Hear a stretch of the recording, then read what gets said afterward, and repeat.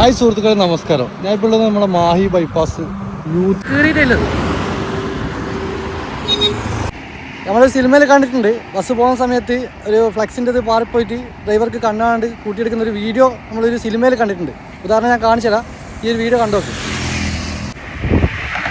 ഈ ഒരു ഫ്ലെക്സ് കാരണം ഇതുപോലെ സംഭവിച്ചു കഴിഞ്ഞാൽ ഇതിൻ്റെ ഉത്തരവാദിത്വം ആര് ഏറ്റെടുക്കും? എന്തെങ്കിലും സംഭവിച്ചു കഴിഞ്ഞാൽ റോഡ് മേൽ ഹെൽമെറ്റ് ഇട്ടില്ലെങ്കിൽ അതിനിടുന്ന RTO ഉദ്യോഗസ്ഥന്മാർ, പോലീസ് ഉദ്യോഗസ്ഥന്മാർ, ഗവൺമെൻറ് ഉദ്യോഗസ്ഥന്മാർ ഇതൊന്നും കാണുന്നില്ലേ? എന്തെങ്കിലും സംഭവിച്ചു കഴിഞ്ഞാൽ ഇതിന് നടപടി എടുക്കുക പറ്റൂ. നമ്മുടെ കേരളത്തിൽ എന്തെങ്കിലും സംഭവിക്കണം, ആർക്കെങ്കിലും സംഭവിക്കണം, മരണപ്പെടണം, എന്നാൽ മാത്രമേ ഇതിന് നടപടി കാര്യങ്ങൾ ഉണ്ടാവും.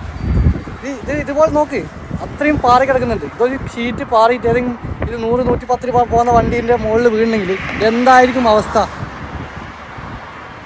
ഇത് മാക്സിമം ഷെയർ ചെയ്യുക.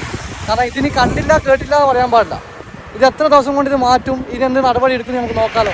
ഈ ഒരു വീഡിയോ അധികാരികൾക്ക് എത്തുന്നത് മാക്സിമം ഷെയർ ചെയ്യാം. ഓക്കെ. ഇത് കണ്ണൂർ ജില്ലയിലെ മുഴപ്പിലങ്ങാട് മാഹി ബൈപ്പാസിലേതില്ലത്. അപ്പോൾ ഇത് മാക്സിമം ഷെയർ ചെയ്യുക.